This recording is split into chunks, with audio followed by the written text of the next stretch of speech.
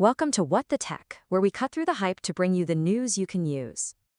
We felt helpless. Just imagine that for a second. You're trapped in your taxi. There's someone outside, screaming, punching the windows, trying to get in, and your car just refuses to move.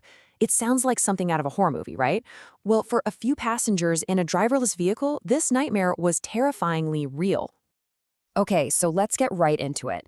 This story kicks off in San Francisco, where 3 passengers hopped into a driverless Waymo taxi. They were just trying to get home, but their ride was about to turn into a complete and utter ordeal. So the whole thing unfolded over 6 agonizing minutes. It started when a man blocked the car and just started screaming at them. A minute later, he's punching the windows and trying to yank the locked doors open. The passengers inside, they do exactly what you'd expect. They call 911 and they call Waymo's support line. But the response they got was just chilling. The car's own safety programming was keeping them trapped, a sitting duck right in the middle of the street. And here's the kicker. This wasn't just some random act of violence. The attacker's motive? He was angry at the passengers for, and I'm quoting here, giving money to a robot. Think about that. This is a clear example of a pretty scary trend where people are intentionally figuring out how to exploit these safety features to immobilize the cars and harass the people inside. So, the big question is, why couldn't the car just drive away? I mean, a human driver would have slammed on the gas and gotten out of there. Well, the answer lies deep in the vehicle's most fundamental programming, and it creates what you could call a core safety conflict. It all comes down to this concept we're calling the safety logic trade-off. You see, autonomous vehicles are designed with one primary directive above all else. Do not, under any circumstances, hit a person. But what happens when that very rule gets exploited? And this is where the problem becomes crystal clear. The car's software has one absolute top-level priority: protect the person outside the car, no matter what. The passengers need to escape. That becomes a secondary concern. The software is so rigid that it prioritizes the attacker over the passenger. And crucially, not even Waymo's human remote operators are allowed to override this command. And you have to understand, this isn't a glitch, it's a feature. Waymo's support team confirmed it right there on the call. The car was performing exactly as it was designed to. So from a technical perspective, the system worked perfectly. But for the people trapped inside, that perfect system left them in serious danger. This brings up a super important question. What should you do if this ever happens to you?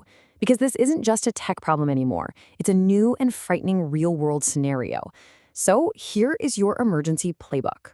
First and most importantly, call 911. That is your absolute priority.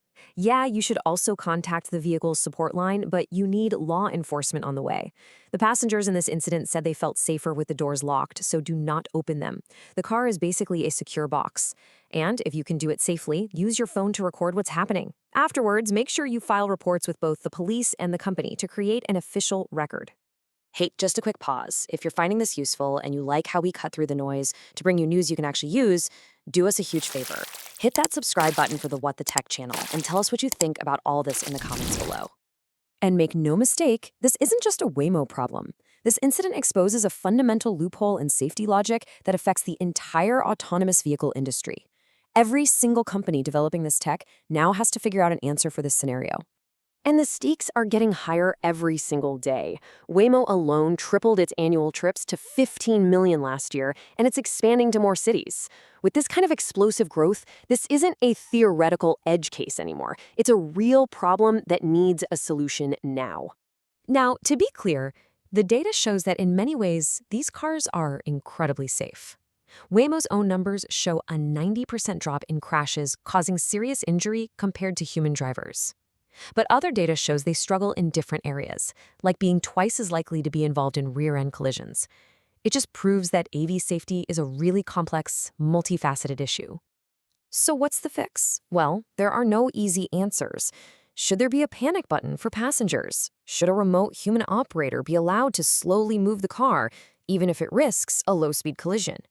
Each solution requires a fundamental rethinking of the rules, forcing companies to decide how to balance the safety of the person outside with the passenger's right to escape. This incident reveals a fundamental tension in how we program machines to interact with our messy, unpredictable world. The very rule designed to save a life on the street can be turned into a weapon against the person inside the car. And so it leaves us with this critical question about the future we're building, a future of automation, safety, and trust. Should a car's programming ever be allowed to force a passenger to remain in danger? There's no easy answer, and we really want to know what you think. Leave your thoughts in the comments below.